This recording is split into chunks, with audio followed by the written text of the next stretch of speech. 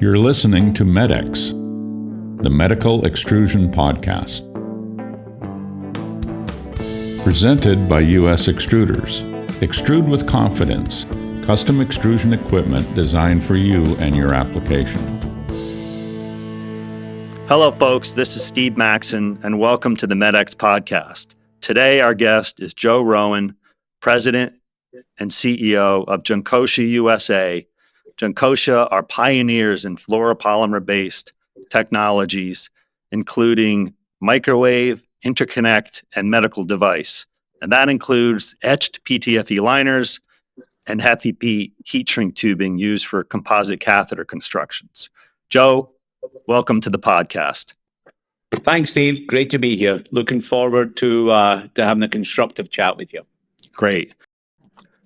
Joe, a few years ago, we were on a webinar together, and you were talking about some of the exciting things that Junkosha is doing regarding PTFE liners and peelable FEP heat shrink tubing. But let's face it, a lot has changed during that time. And today, people are more interested in the availability of PTFE liners and FEP heat shrink tubing. And I know that Junkosha is going through some major expansions, and we're excited about you giving us an update.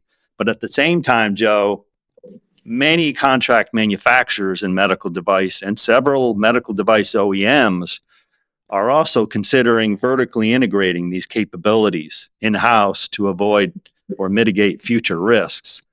So, Joe, please give us an update on the supply of PTFE liners and FEP heat shrink tubing, as well as your expansion activities.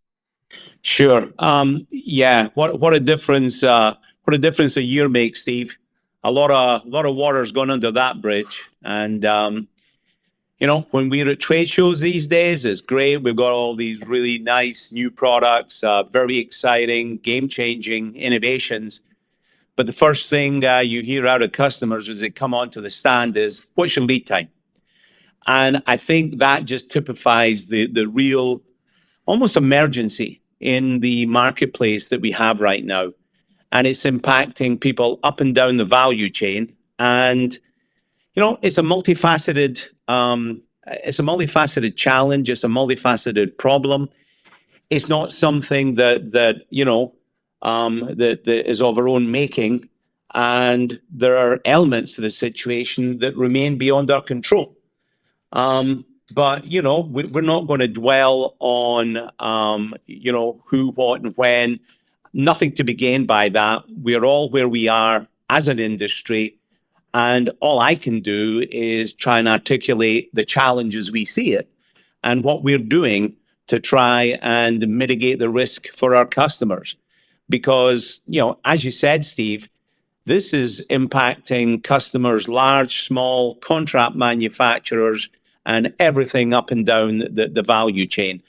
And, I do think that this situation has created a real inflection point or dislocation in the market. I think what we're seeing here is that the idea of single sourcing is probably gone forever, at least for the foreseeable future in this market. I don't know of any company that has not been impacted by these supply line challenges. And so, once bitten, twice shy, that's just not going to happen again. And I think, we will be part of that solution, but we will also, I'm sure, be dual sourced or multi-sourced on other projects.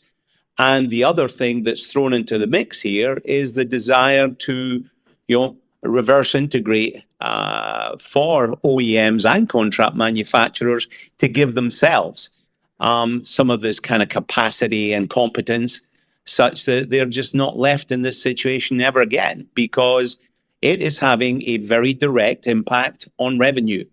And so, there's some very senior people in some very large companies sitting up, taking notice, and putting some plans in place to mitigate this risk in the future. So I just don't see us being in this situation again, because, again, it is quite untenable. Lead times have gone out, extensively. It used to be ourselves and our competitors.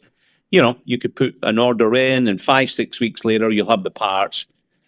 We are nothing close to that right now. But, you know, that is the mantra that we're following. We want to get our lead times back to where they were. But that's not going to be an overnight task. And I don't want to overpromise and underdeliver. But what I can say is from what I can control, which is in terms of Junkosha's approach to this issue, is we are aggressively adding capacity as quickly as we can to try to help our customers get out of this situation. Excellent, Joe. Thanks for that update. Are you supporting